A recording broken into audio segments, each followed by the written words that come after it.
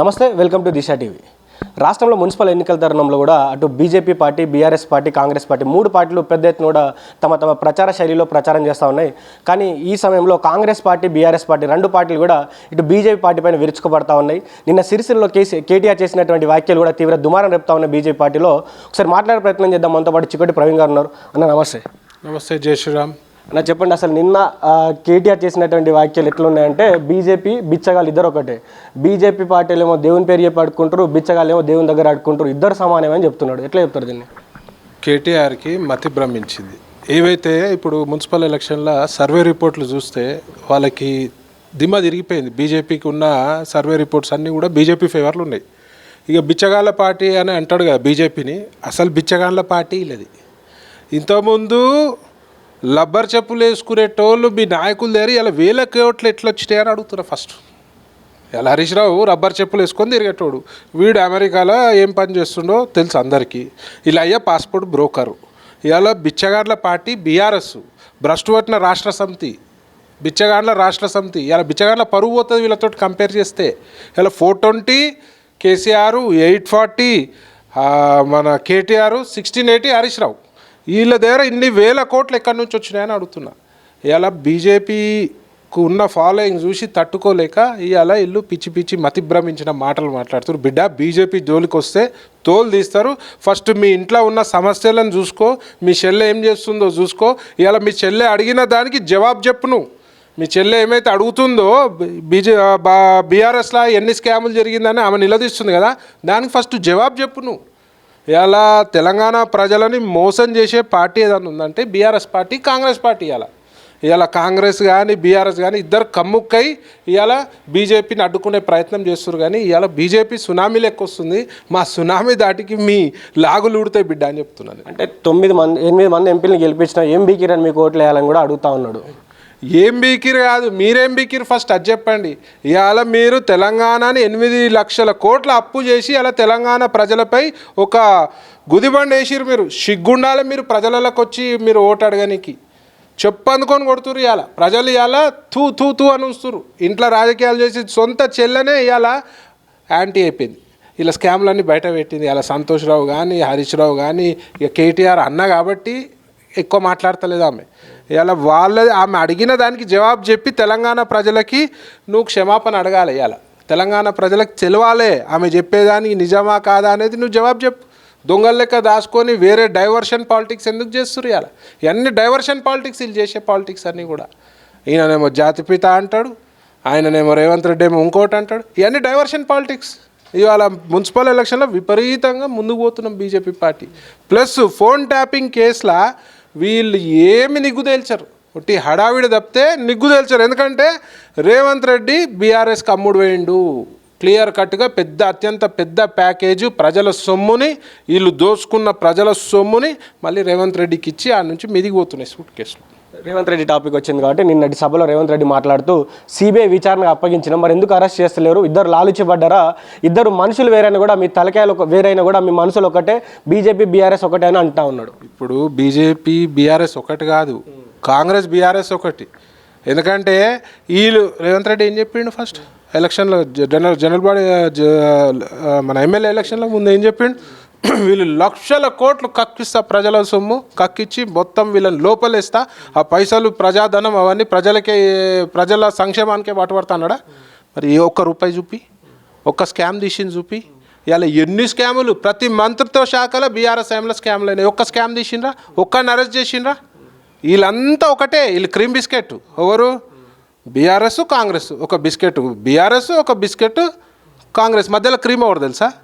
MIM party, broker గాన్లు. ఒకటి జోకర్ల పార్టీ, ఒకటి బ్రోకర్ల పార్టీ. ఆ క్రీము వీడు అతక పెడతాడు అనమాట. ఎంఐఎం గాడు ఎక్కడ ఎవడు అధికారంలో ఉంటే వాడు వాళ్ళ పత్తు ఆడుతుంటాడు. సిగ్గు లేకుండా వీళ్ళు వాడిని సంకలు నాకుతుంటారు. వీడు నాకుతాడు, వాడిని నాకుతాడు. సో ఈ 3 పార్టీలు దొంగల పార్టీలు. ఈ 3 పార్టీలు కలిసి బీజేపీని ఎదుర్కోలేక ఇట్లాంటి పిచ్చి పిచ్చి మాటలు మాట్లాడుతారు. చెప్పు అందుకొని ప్రజలు కొడతారు.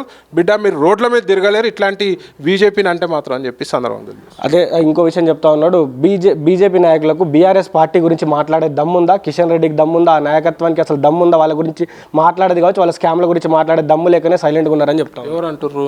ఇదే రేవంత్ రెడ్డి అంటా ఉన్నారు. ఈ రేవంత్ రెడ్డి నీకు ఫస్ట్ దమ్ముందా? వీళ్ళని అరెస్ట్ చేసే దమ్ము, వీళ్ళ స్కాములు తీసే దమ్ము నీకుందా?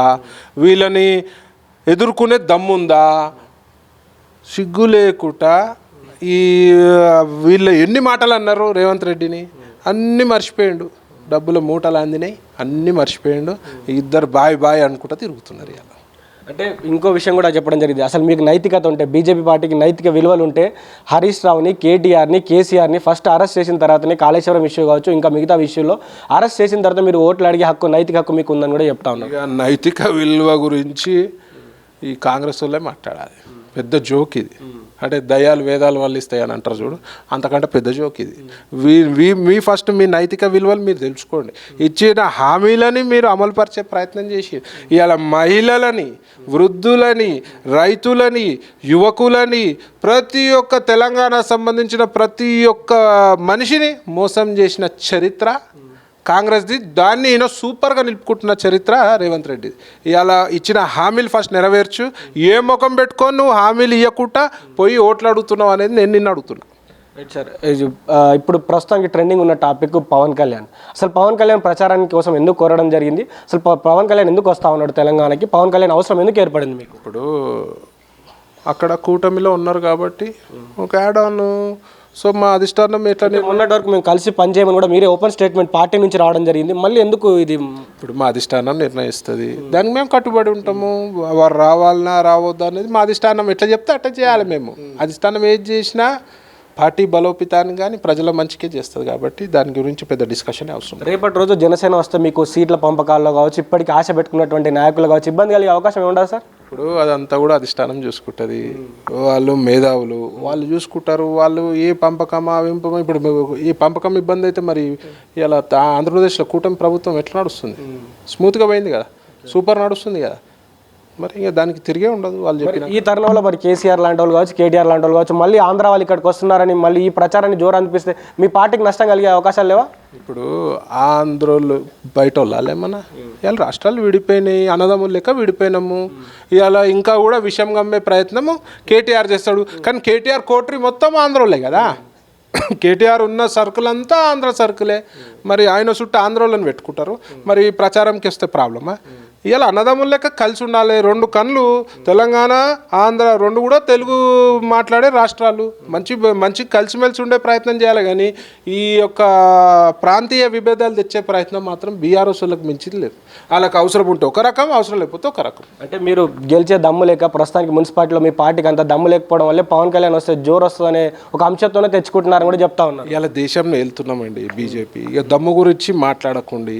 దమ్ము గురించి మాట్లాడితే నీ దమ్ము ఏందో అందరూ తెలిసిపోయింది. మొన్న ఒక్క సీటు కూడా రాలే, ఎంపీ సీటు. ఎమ్మెల్యేల కథ తెలిసిందే. అసెంబ్లీ ఎలక్షన్లో నీ బతికేమైందో, నీ ఇవే అహంకార మాటలు వద్దు అని చెప్పేది. ఇలా ప్రజలు అదే చెప్తున్నారు కేటీఆర్కి. ఇవాళ అహంకార మాటలు, అహంకారపూరితమైన మాటలు మాట్లాడితే ప్రజలు అదే చెప్పులు దండిస్తారని చెప్తున్నారు. కొన్ని చోట్ల మనం చూసుకున్నట్టయితే దాదాపు 340 చోట్ల బీజేపీ పార్టీ పోటీ చేయట్లేదు, ఒక 40-50 చోట్ల కాంగ్రెస్ పార్టీ పోటీ చేయట్లేదు. ఆ స్థానాల్లో కాంగ్రెస్, బీజేపీ 2 లాలుచి పడి బీఆర్ఎస్ పార్టీ ప్రాంతీయ పార్టీని తొక్కేయాలని చూస్తాయని కూడా మాటలు వినబడతా ఉన్నాయి. ఇప్పుడు తొక్కాలే అనుకుంటే మిమ్మల్ని భగవంతుడు ఆల్రెడీ తొక్కుతుండు. మీకున్న అహంకారానికి మేము దొక్కే అవసరం లేదు. మీరే సెల్ఫ్ గోల్ చేసుకుంటారు. ఎందుకంటే మీకున్న అహంకార కళ్ళు కేటీఆర్కి ఎట్లా నెత్తి మీద ఉంటాయి. మీకున్న అహంకార ధోరణి మిమ్మల్ని దొక్కించుకుంటారు. ఇవాళ ఆల్రెడీ ఇప్పుడు నెక్స్ట్ ఎలక్షన్ ఇప్పుడు రిజల్ట్ వస్తుంది కదా త్వరలో, దాంట్లో వాళ్ళ బతికేందో తెలుస్తుంది. సార్ బీజేపీ పార్టీ శ్రేణులకు ఏం చెప్తారు సార్ ఈ మున్సిపల్ ఎలక్షన్లో? ఇవాళ బీజేపీ స్కీమ్స్ కానీ ఏమన్నా కూడా సెంట్రల్ నుంచి మున్సిపాలిటీలకు కూడా బీజేపీ పెద్ద ఎత్తున ఫండ్స్ రిలీజ్ చేయబోతుంది. బీజేపీకి ఓటేయండి. ఒకసారి అభివృద్ధి అనేది డబుల్ ఇంజన్ సర్కార్ రావాలి. రానున్న రోజులలో బీజేపీదే ఇక్కడ కాషాయ జెండా ఎగరబోయబోతున్నాం. ఇవాళ కాంగ్రెస్ గురించి మాట్లాడితే మాత్రం చూస్తున్నాం కదా, ఇవాళ గుళ్ళపై అడ్డగోలు దాడులు. ధర్మంపై దాడులు, పట్టించుకునే నాదుడు లేడు. ముస్లింలు ఉంటే కాంగ్రెస్ పార్టీ లేకపోతే కాంగ్రెస్ లేదని చెప్పి మాట్లాడు. అంటే ఓపెన్గా హిందువులకే సవాల్ ఇసురుతుండు. మీరు ఏంద్రాబాయ్ మీరున్నా లేకున్నా ఒకటే అని చెప్పి రేవంత్ రెడ్డి టోపీ పెట్టుకునే తిరుగుతుంది. డైరెక్ట్ హిందువులకు సవాల్. ఒకవేళ సిగ్గు ఉండాలి మనకి ఎందుకంటే మన మతం కంటే గొప్పది ఏం కాదు. ఇలా తల్లిదండ్రులు ఎంతనో మతం కూడా అంత. సో నేనేమంటున్నా అంటే ఇవాళ వీళ్ళ ధోరణిని, ఈ ఎంఐఎం అరాచకాలని, కాంగ్రెస్, ఎంఐఎం, బీఆర్ఎస్ మూడు కూడా ట్రయాంగులర్ సిరీస్ ఆడుతున్నారు. ఇవాళ వీళ్ళ ముగ్గురిని ఎదుర్కొనే సత్తా ఒక బీజేపీకే ఉంది. కాబట్టి ఇలా బీజేపీకి పట్టం కడితే మన అభివృద్ధికి, మన దేశ అభివృద్ధికి, మన రాష్ట్ర అభివృద్ధికి, మీ మున్సిపాలిటీల అభివృద్ధికి కూడా పాల్పడవచ్చు అని చెప్పి సందర్భంగా నేను చెప్తున్నా. Thank you. ఇది చీకోటి ప్రవీణ్ గారు చెప్తున్నటువంటి మాట. ఏదైతే రానున్నటువంటి మున్సిపల్ ఎలక్షన్లో చేస్తున్నటువంటి కామెంట్స్ని కూడా ఆయన తిప్పికొడుతూ బీజేపీ పార్టీ ఏంది, బీజేపీ పార్టీ బలం ఏంది కూడా తను చెప్పడం జరిగింది. అదేవిధంగా రానున్నటువంటి ఎలక్షన్లో ఎవరైతే పవన్ కళ్యాణ్ వస్తా ఉన్నారో పవన్ కళ్యాణ్ కూడా సాధారణంగా ఆహ్వానిస్తూ ఉన్నాం. మా పార్టీ బలోపేతం కోసం మా అధిష్టానం చెప్పినటువంటి మాటలు మేము పట్టించుకుంటాం. అదేవిధంగా కేటీఆర్ ఉన్నారో కేటీఆర్ చెప్పినటువంటి మాటలు కూడా కౌంటర్ ఇవ్వడం జరిగింది. రానున్నటువంటి రోజుల్లో మున్సిపల్ ఎలక్షన్లో మేము సత్తా చాటుతామని కూడా చెప్పడం జరిగింది. చూస్తూనే దిశ టీవీ వీడియో జర్నలిస్ట్ వంశీతో శ్రీకాంత్, హైదరాబాద్.